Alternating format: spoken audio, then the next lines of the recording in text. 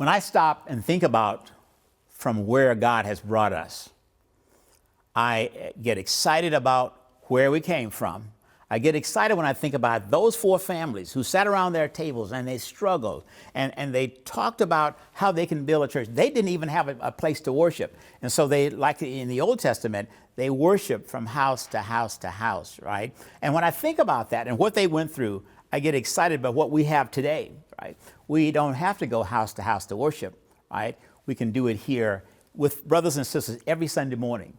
I think about the time when we couldn't come to church and we weren't coming to church and we were shut out of the church, right? How I long for the time when we could come together as brothers and sisters and celebrate just being in the presence of one another, right? And so I'm looking forward to a time when all of God's people across all generations come together in our church just to celebrate the goodness of God. And I remember one time when we had one of our fourth Sunday night musicals, but this actually too was when we had our youth choir. And that's when we were wearing jerry curls. And that particular time, we all came in with candles in our hands. I mean, real candles that were lit. So y'all know what happens. You get too close to somebody that's in front of you, and y'all know what that jerry curl juice could do. Did it happen? No. It didn't? No! Oh, thank goodness. I was going to say, man, I thought you said somebody lit on fire or something. But just wearing jerry curls back in the day. And I remember when I first came to Emmanuel, I was in the youth choir. And I remember, you know, Sister D was that wonderful person that would help us out with our songs and things like that. And that actually was over in the old sanctuary. And then from there, then I started directing the children's choir, and that was wonderful. I truly enjoyed that. And then I started thinking about back in the day when we used to have our fourth Sunday musicals. Oh man, y'all just don't know what you were missing. We would all be wearing those solid color blouses, and the men would be wearing those solid color shirts with the black tie. And then of course, us ladies back in that day, we used to wear the long skirts. And then kind of fast forward to that, then we had, like I said, we were talking about our fourth Sunday musicals. And then I remember whenever Dr. Parrish Thompson would bring his hands up, man, our voices went out. And then this one particular song, everybody would be going crazy over. And we used to start off like this. If you confess the Lord, call him up. If you confess the Lord, call him up. And man, when that song hit it, that was like the song of the day. And just in case you guys didn't know, Reverend Joel is a mean tambourine player. So basically you would have my sister and myself playing the tambourines back in the day. Just a few years ago, the pastor, Pastor Jason, called Deacon Frank and myself to be chairpersons for the Legacy 50/50 campaign. And it was a great honor to be put into a position to have a capital campaign for the church that would last over 3 years. We took the job very serious. We had a great team that worked with us. And I'm happy to say that our church really came forward, not only with accolades about the program that we did, but also they brought monies forwards too.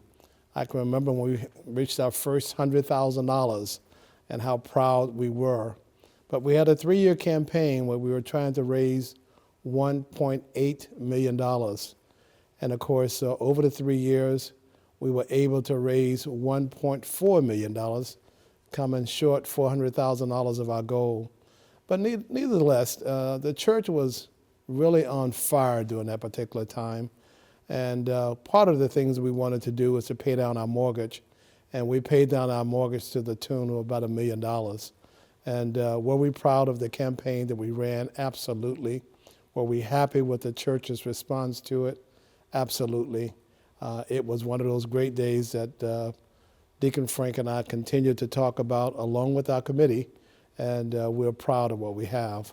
Now we have TLC coming on, and we are wishing that the church will again open up purses, open up hearts to take Emmanuel to the next stage with TLC. I've been at Emmanuel Baptist Church since 1976, and oh, what a time, what a time, what a time we have had. I want to start off by talking about a lady that I'm sure all of you know, and her name is Sister Erling Davis. She has a voice like an angel, and she plays the piano extremely well too. But I may have something to share with you that you didn't know about Sister Davis. We used to have big picnics, and at the picnics, we would play softball. Did you know that Sister Davis could hit a softball the way Barry Bonds hit a baseball?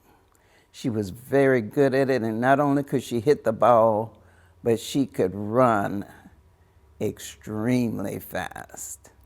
And those are some of the things that I remember back in the day when I first joined the church. You know, I remember when we were in the old sanctuary. We had wonderful times with the little choir up in the choir stand and the people in the audience. I can recall when there were so many people in the audience that the men would give up their seats so that the women could have a place to sit. And people would be all outside of the church looking in the windows, having church. And then after we moved to the main sanctuary, even this building was packed to capacity, and chairs had to be brought in. So I'm just excited that we're still going and we still have a nice crowd that's coming out. Go for it. So I was quite literally born and raised in this church. And I think we, meaning even myself, I don't always appreciate the fact that I was born here, I was raised here, I was encouraged in my gifting and my talents and calling here. And I was able to go away and then come back and serve in the church, in the place that is so near and dear to my heart.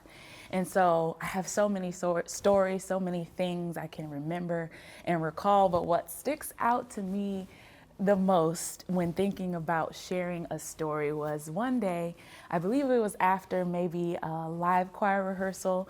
I'm here in the sanctuary, it's late at night, it's dark outside obviously, and I'm here with two of my uncles. Now if you know me, you already know who I'm talking about, and if you don't, please make it a point to come, and that's a way that you can get to know me, and I'll tell you who they are. But for the sake of this story, I'm gonna leave their names out. And we're here in the sanctuary, and one of my uncles says, hey, you know, all the funerals that happen in the sanctuary, you know, spirits linger. And I'm a kid, I'm little. So I'm like, excuse me, what? and so of course they do this tag team like, yeah, you know, shoot, all the funerals, yeah, the spirits linger. And they get close and be like, ooh, right? And they're trying to scare me, and obviously I'm a kid, so they succeeded. And he goes, hey, there goes Deacon Burrows right there. And I lost it and ran out of the sanctuary. And, you know, as a kid, and of course they're kidding, they're messing with me, but as a kid, you know, you think of those things as scary, but now as an adult, I can think of, you know, in Hebrews 12, where it says we're surrounded by a great cloud of witnesses, right? And so all the people that have gone before us that were a part of this church, were a part of this legacy, I can remember them. I can think back to, yeah, Deacon Burrows used to sit on the front row.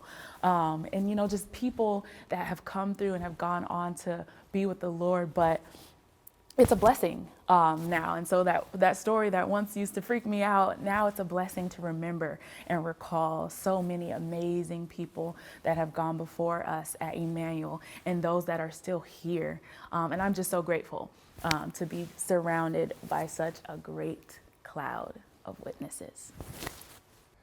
Hey, my favorite story for Emmanuel was the first day I walked into this church, into these walls.